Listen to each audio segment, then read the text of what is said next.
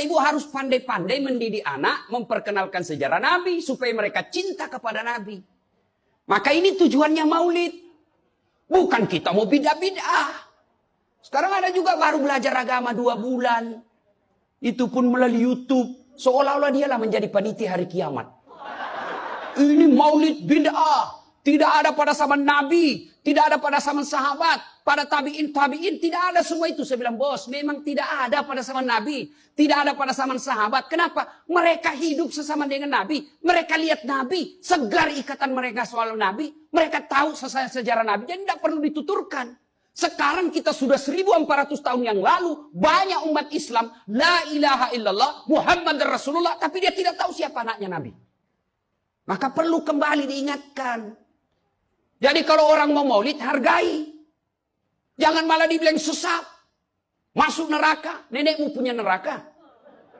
Yang paling enak, yang tidak mau maulid silahkan. Tidak usah. Yang maulid silahkan. Yang maulid ini jangan kau tuduh mereka sesat.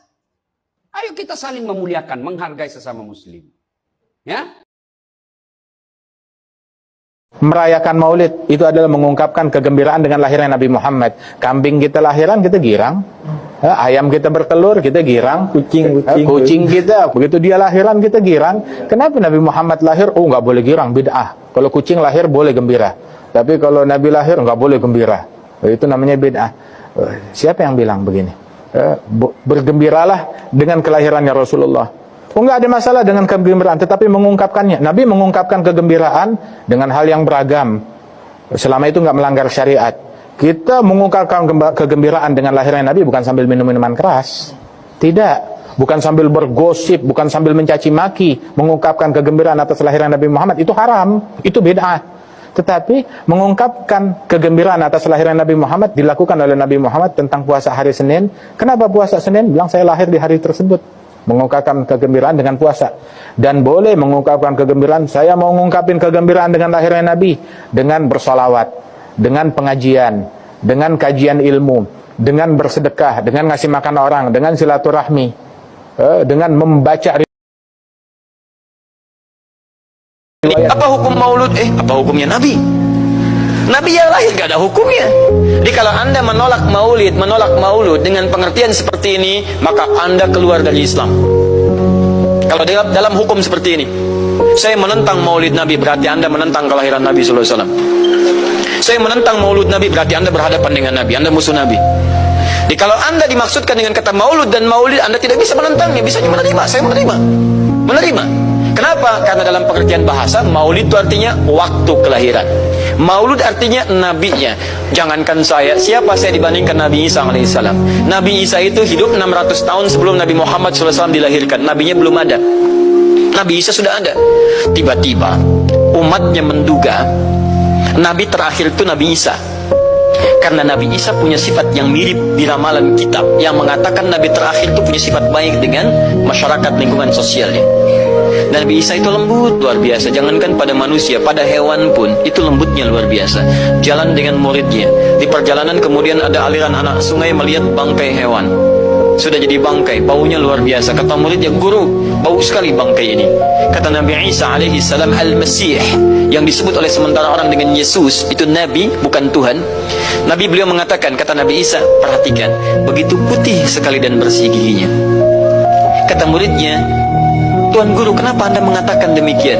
Kata Nabi Isa, karena manusia hanya akan menyampaikan apa yang ada dalam benak pikirannya. Jadi kalau pikiran anda kotor, anda akan melihat bangkainya saja. Tapi kalau pikiran kita baik, kita akan mencari yang terbaik dari hewan itu. Bukankah dia ciptaan Allah?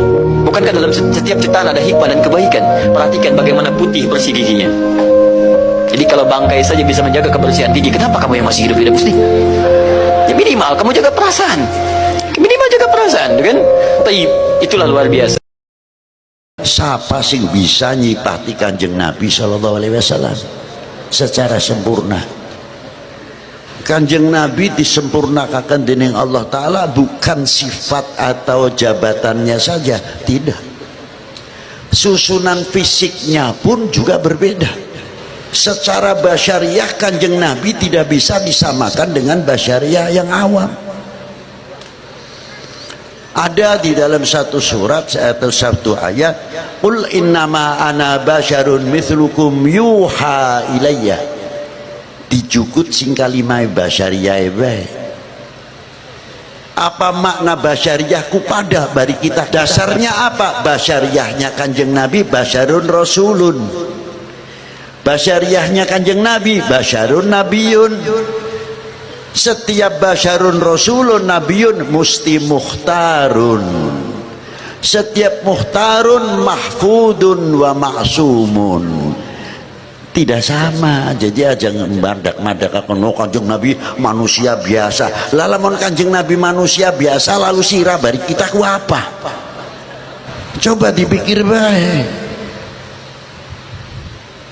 Sama Rasulullah itu sama seperti kita, ya beli bisa sama, siji batu berlian, siji batu kerikil. Pada aran batu tapi sambungannya beda, sing siji arane batu berlian, sing siji batu kerikil. Sepringkil batu berlian kena ditukokakan pirang truk nggo. Ya aduh bin jauh beli nggo. Alias al-tebi. Jadi tidak bisa disamakan. Sambungannya ayat ini, basyarune Kanjeng Nabi maksumun. Beli pada.